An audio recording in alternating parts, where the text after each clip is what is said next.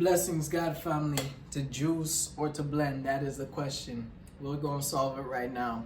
We're going to see and compare which one is faster, more sustainable, easier to clean, and also in terms of, just the labor and the maintenance, right? So here I have my Vitamix. I got half a pineapple in here. And then in here I have my Nama with half a pineapple in there. Same amount of pineapple. We're going to operate and work these both at the same time, and we're gonna see which one happens faster. All right, so I'm gonna start them at the same time. What I'm gonna have to do to get the fiber out of this one is gonna be an added step of pressing, which means I'll be cleaning the press bag, the blender.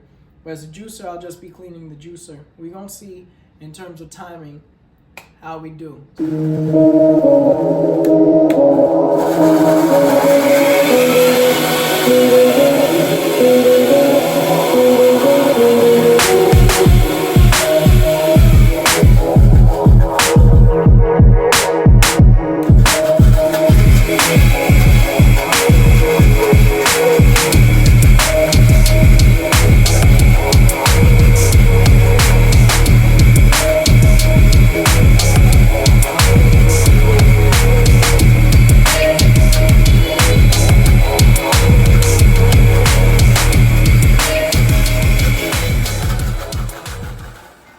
As you can see, the blender is a little bit more hands-on, whereas the Nama is just doing its thing, which is definitely nice. Could kind of set it there and leave it. Then there's this added step of pressing it out. It's actually not as much pineapple as I would like. I'm gonna take a spatula to get the rest of this out, so we make sure we get as much as possible, so we can also compare and contrast the load.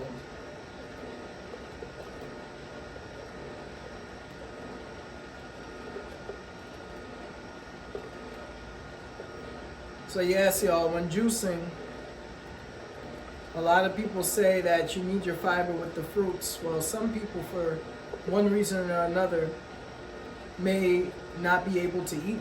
They may not be able to chew. They may need certain minerals to go faster to the body because of some sort of illness or disease that they may have. And therefore, the cells have to do less work in absorption because the body has to do less work in terms of breaking down the nutrients, which is sometimes why liquid could be favored versus physical food, which, a lot of people even like to say don't mash food and all of these things. You're mashing it in your teeth, you're chewing it up.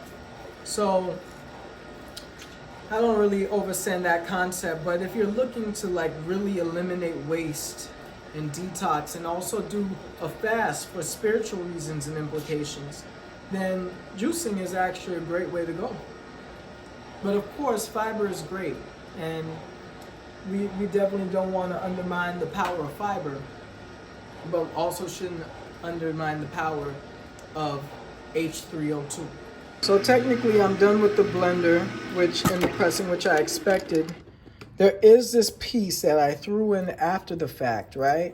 So this would have been done as well, but I'm just gonna settle that, because we want to try to get as much juice out as possible. It looks like our juicer was able to really break down some of the juice in a very feasible way, whereas the blender still has some of this on. I try to wipe it down as much as possible. But I'm gonna release this juice now.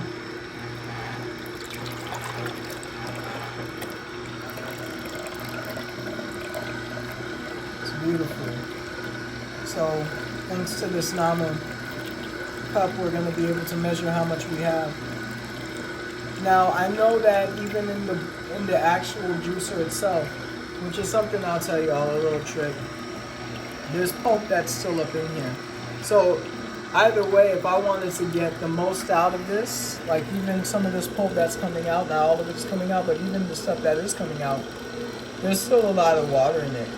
So I could go back and I could blend it, to get all of the liquid out and then press it if I wanted to. I could also bring it back in here, but sometimes the juicer gets cloggy. And out of all the juices I use, this Nama is definitely the most efficient. It's definitely the best when it comes to harder things like pineapple and coconut that usually aren't great for the juicer. This is definitely the best juicer, right, that I've used. So, you know, it's doing the job. We're going to check the measurements now. I'm going to pour this from the bowl into here so we can check this out. And this is actually coming out a lot less. It's almost about 5 ounces in here. So almost a 10-ounce difference. Pretty much a 9-ounce difference, right? Now, maybe one side of the pineapple was juicier than the other, which happens, you know. Sometimes the bottom of the pineapple will be juicier. But we give thanks for pineapple juice. Now the cleanup process. What I like to do with the blender is I'll put water in it, make it spin with some soapy water, and then I'll scrub it out if need be. With the juicer, because there's so many different parts that you have to take apart, it is a process as well.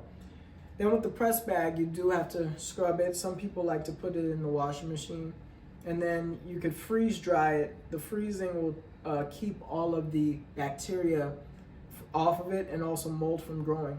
These bags you could really easily see when mold is growing, so you definitely want to wash them right after and keep them clean. If I was to pick one, it kind of just depends on the day, right?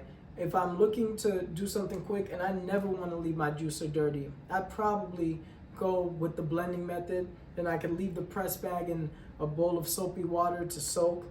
I could quickly rinse out the blender. Now, if I'm really looking to extract as much as possible, and if I'm combining it with other things, sometimes it's better to just do the juicer. Now, the thing is, most blenders, though, are a lot cheaper. You can get a decent blender at a more affordable price than a juicer, which could run you $1,000. I can't remember exactly. I think this was a little bit under $1,000, but you know, you could get yourself a good blender and a press bag. And there's many different. We'll be having press bags available in our detox box, so definitely look out for that. And yeah, juice away, y'all. Also, just think about fasting, because it's a great spiritual practice. A lot of people, you know, will talk about glycogen and your glucose levels in general. And so what I recommend is, I'm not drinking this whole thing right now. It's periodically throughout the day to give me little sparks, clean the palate, give a boost of energy. Sometimes taking it almost like a shot, as opposed to, you know, just scarfing it all down in one take. Not necessarily great, right? Especially depending on what your condition is. Like if you don't want to spike your blood sugar, if you have type 2 diabetes, for example, it's really ideal that you do these sparingly. And also just know your fruits, know the sugar content of your vegetables. Some of those vegetables are really going to help you out if you do have diabetes, if you do have hypertension. So juicing is a great method that many people all over the internet, you could go look it up yourselves, that live by this and said, I have personal testimony. And we drink all of these types of medicines, cough medicines, with all of this sugar in it as well. Give it to our children. I dare you to try giving them some natural juice, some H3O2. Anyway, God family, stay rooted. Thanks for joining me.